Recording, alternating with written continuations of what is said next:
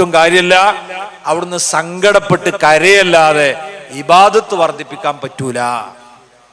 അപ്പൊ ആരോഗ്യമുള്ളപ്പം ആരാധനകൾ നിർവഹിക്കണം. പ്രത്യേകിച്ച് ഞാനൊരു കാര്യം ഓർമ്മപ്പെടുത്തുന്നു യുവതലമുറയോട്.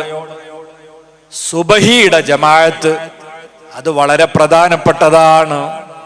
ഇമാം മുസ്ലിം അവിടുത്തെ സ്വഹീഹിൽ ഉദ്ധരിച്ച ഒരു ഹദീസിൽ കാണാം, അല്ലാഹുവിന്റെ ഹബീബ് സല്ലല്ലാഹു അലൈഹി വസല്ലം പറയുന്നുണ്ട്, മൻ സ്വല്ലാ സ്വലാത്ത സുബഹി ഫഹുവ ഫീ ദിമ്മത്തില്ലാഹ്.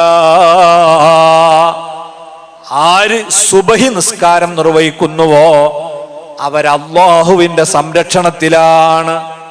ഇമാം അബൂ നുഐം റളിയല്ലാഹു അൻഹു ഉദ്ധരിക്കുന്ന ഹദീസിൽ ഇങ്ങനെ കൂടി ഒരു നിബന്ധന പറഞ്ഞത് കാണാം, മൻ സ്വല്ലാ സ്വലാത്തൽ ഫജ്രി ഫിൽ ജമാഅ ഫഹുവ ഫീ ദിമ്മത്തില്ലാഹ്.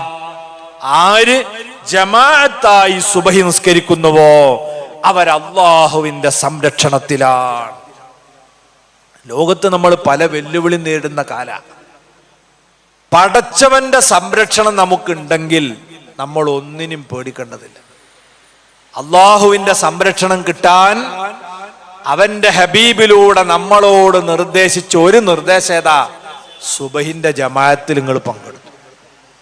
അന്ന് നമുക്ക് വേറെ ഒന്നും സംഭവിക്കൂല. അള്ളാഹിന്റെ കാവലുണ്ടാവും. മുത്തുനബി പറഞ്ഞു, സുബഹിന്റെ ജമാഅത്തിലും ഇശാന്റെ ജമാഅത്തിലും കിട്ടുന്ന പോരിശ ഒരാൾ അറിഞ്ഞിരുന്നുവെങ്കിൽ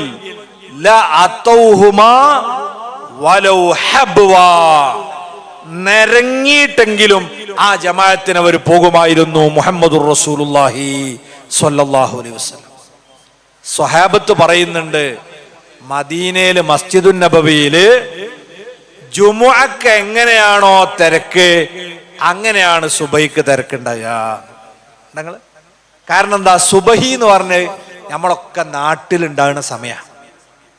അല്ലാത്ത ഏത് വക്തിന് നമ്മൾ ടൗണില് അല്ലെ യാത്രയില് വേറെ എവിടെങ്കിലും കച്ചവടത്തിന് ജോലിക്ക് ഇങ്ങനെയൊക്കെ ആയിക്കുമല്ലോ. രാത്രി നമ്മൾ ഉറങ്ങാൻ നാട്ടിൽ വരുന്നുണ്ടല്ലോ. സുബഹിക്ക് നമ്മളൊക്കെ നാട്ടിലില്ലേ? അപ്പം ജുമുഅക്ക് എങ്ങനെ പള്ളിയിൽ തിരക്കുണ്ടോ ആ തിരക്കായിരുന്നു മഹാന്മാരായ സ്വഹാബത്തിന്റെ കാലത്ത് മസ്ജിദുൻ നബവിയിൽ. അള്ളാഹു നമുക്ക് തൗഫീഖ് തരട്ടെ. സുബഹിന്റെ ജമാഅത്ത് സാധാരണ ജമാഅത്തല്ല. പരിശുദ്ധ ഖുർആനിൽ അള്ളാഹു തന്നെ പറഞ്ഞു, ഇന്ന ഖുർആനൽ ഫജ്രി കാന മശ്ഹൂദാ. സുബഹിന്റെ ജമാഅത്ത് എന്ന് പറയുന്നത് പകലിൽ ഡ്യൂട്ടി ചെയ്യാൻ വേണ്ടി ഇറങ്ങി വന്ന മലക്കുകളും രാത്രിയിലെ ജോലി കഴിഞ്ഞ് കയറി പോകാൻ നിൽക്കുന്ന മലക്കുകളും ഒന്നിച്ച് പങ്കെടുക്കുന്ന ജമാഅത്താണ് ആ സുബഹിയുടെ ജമാഅത്ത്. അതുകൊണ്ട് ചെറുപ്പക്കാരെ, ഇപ്പൊ ഒരു 5 മണിയുടെ മുമ്പായി ബാങ്ക് വിളിക്കാണ്. തൊട്ട് മുമ്പ് നമുക്ക് ഒരു 5:20-25 മിനിറ്റ് ഒക്കെ ചിലപ്പം ഇവിടെ ഉണ്ടാവും എന്ന് വിചാരിക്കാം. ഒരു 5:20 നിങ്ങൾക്ക് പള്ളിയിലെത്തിയാൽ ജമാഅത്തായി നിസ്കരിക്കും. അതൊന്ന് നടന്നിങ്ങോട്ട് പോരുക. ഇവിടുന്ന് നടന്ന് പുരേക്ക് പോവാ. നിങ്ങൾക്കുള്ള നടത്തുമായി രാവിലത്തെ ആ എക്സസൈസും കിട്ടി. പള്ളിയിൽ വന്ന് ജമാഅത്തായിട്ട് നിസ്കരിച്ചു.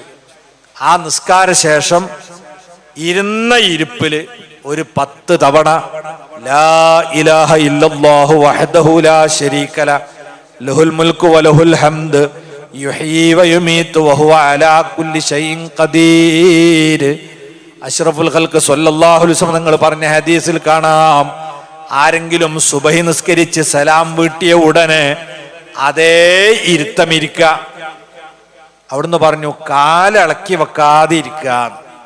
നമ്മൾ തൂണുമക്ക് ചാരാൻ പോകരുത്, ചുമരുമക്ക് ചാരാൻ പോകരുത്, സൊഫെന്ന് മാറരുത്. ഇമാം അടക്കം അങ്ങനെ തന്നെ ഇരിക്കുക. നിങ്ങൾ ശ്രദ്ധിച്ചിട്ടുണ്ടാവും, മഗ്‌രിബിനും സുബഹിക്കും സാധാരണ ഇമാം പെട്ടെന്ന് തിരിയില്ലല്ലോ. അതെന്തുകൊണ്ടാ? നബി തങ്ങളുടെ നിർദ്ദേശ ആ കിബിലക്ക് തിരിഞ്ഞെന്നെ ഇരുന്ന് 10 വട്ടം നിങ്ങൾ ഈ ഷഹാദത്ത് ചൊല്ലിയാൽ അഷ്ഹദു അല്ലാ ഇലാഹ ഇല്ലല്ലാഹു വഹ്ദഹു ലാ ശരീക ലഹു ലഹുൽ മുൽക്കു വലഹുൽ ഹംദു യുഹ്യീ വയുമീതു വഹുവ അലാ കുല്ലി ഷൈഇൻ ഖദീർ. അന്ന് മഗ്‌രിബ് വരെ നിങ്ങൾക്ക് അനിഷ്ടകരമായതൊന്നും സംഭവിക്കുകയില്ലെന്ന് സ്വാദിഖുൽ മസ്ദൂഖ് മുഹമ്മദ് മുസ്തഫ സ്വല്ലല്ലാഹു അലൈഹി വസല്ലം. ഇത് നമ്മൾ പതിവാക്കണം. ഉമ്മമാര് ഇത് ചൊല്ലാതെ അടുക്കളയ്ക്ക് പോകരുത്. സുബൈസ്കരിച്ച് ഇരുന്നിട്ട് 10 വട്ടം ഈ ദിക്റില്ല. നിങ്ങൾക്ക് പേടിക്കണ്ട, അള്ളാന്റെ അടുത്ത് നിങ്ങൾക്കൊരു സെക്യൂരിറ്റിയാണ്, ഒരു കാവല. അന്ന് മഗ്രിബ് വരെ നിങ്ങൾ പേടിക്കണ്ട. പിന്നെ അവിടുന്ന് പറഞ്ഞു, ഒരാള് മഗ്രിബ് നിസ്കാരം കഴിഞ്ഞ ഉടനെയും ഇതുപോലെ 10 തവണ ഈ ദിക്റ് ചൊല്ലിയാൽ അന്ന് സുബഹി വരേക്കും അവൻ എല്ലാ വിഷമമുണ്ടാക്കുന്ന കാര്യങ്ങളിൽ നിന്നും പടച്ചവന്റെ കാവലാണ്. അപ്പൊ ഒരു ദിവസം ഫുള്ള് റബ്ബിന്റെ കാവല് കിട്ടും. സുബഹിക്കും മഗ്രിബിനും ശേഷം അഷ്ഹദു അല്ലാ ഇലാഹ ഇല്ലല്ലാഹ് വഹ്ദഹു ലാ ശരീക ലഹു വഅഷ്ഹദു അന്ന ലാ ഇലാഹ ഇല്ലല്ലാഹു വഹ്ദഹു ലാ ശരീക ലഹു ലഹുൽ മുൽക്കു വലഹുൽ ഹംദ് യുഹ്യി വയുമീതു വഹുവ അലാ കുല്ലി ഷൈഇൻ ഖദീർ. ഈ ദിക്ർ ചൊല്ലിയ പിന്നെ എന്തും പറയാ. ഒരു 7 വട്ടം അല്ലാഹുമ്മ അജിർനി മിനന്നാർ, പടച്ചോനെ നരകത്തിൽ നിന്ന് എന്നെ കാക്കണേ അല്ലാഹ്. നരകത്തിന് 7 വാതിലാണുള്ളത്. ആ 7 വാതിലിൽ നിന്നും നമുക്ക് കാവല് കിട്ടും. സുബഹി നിസ്കരിച്ച് 7 വട്ടം ഇത് ചൊല്ലിയാൽ, മഗ്രിബ് നിസ്കരിച്ചും അല്ലാഹുമ്മ അജിർനി മിനന്നാർ 7 തവണ ചൊല്ലിയാൽ നമുക്കതാ അന്നത്തെ രാത്രിയിലും നമ്മൾ മരണപ്പെടുകയാണെങ്കിൽ 7 വാതിലിനെ തൊട്ട് നമുക്ക് കാവൽ ലഭിക്കുന്നു. ഈ ദിക്റുകളൊക്കെ നമ്മളൊന്ന് മനഃപൂർവ്വം ചൊല്ലിപ്പോവാ. പള്ളിയിലൊക്കെ എപ്പോഴെങ്കിലും വരുമ്പം ചൊല്ലുക, ഇമാമു സുബ്ഹാനല്ലാഹ് എന്ന് പറഞ്ഞാൽ നമ്മളും ചൊല്ലുക. അങ്ങനത്തെ അടുത്തു നിന്നൊക്കെ ഒന്ന് മാറി ഇങ്ങനെയുള്ള സ്വഹീഹായ ഹദീസിൽ വന്ന അദ്കാറുകളല്ലേ, അതൊന്ന് മനഃപൂർവ്വം ജീവിതത്തിലേക്ക് കൊണ്ടുവരാൻ നമ്മൾ ശ്രമിക്കുക. സുബഹിന്റെ ശേഷം ഒരു 4 പേജ് ഖുർആൻ ഓതാൻ, 4 പേജ് ഖുർആൻ ഓതാൻ 3 മിനിറ്റാ വേണ്ട. 3 മിനിറ്റ് ഉണ്ടായ 4 പേജ് ഓതാൻ. നമുക്കൊരു 6 മാസം എന്താവും, ഒരു ഖത്മാവും. ഏറ്റവും ചുരുങ്ങി ഒരു കൊല്ലത്തിൽ 2 ഖത്ം. ഇങ്ങനെ കുറഞ്ഞ ഇബാദത്ത്, ഇതിനേക്കാൾ കൂടുതൽ ചെയ്യുന്നവരൊന്നും കുറക്കാൻ വേണ്ടി പറഞ്ഞതല്ല, ശീലമില്ലാത്തവർക്ക് വേണ്ടി പറഞ്ഞു.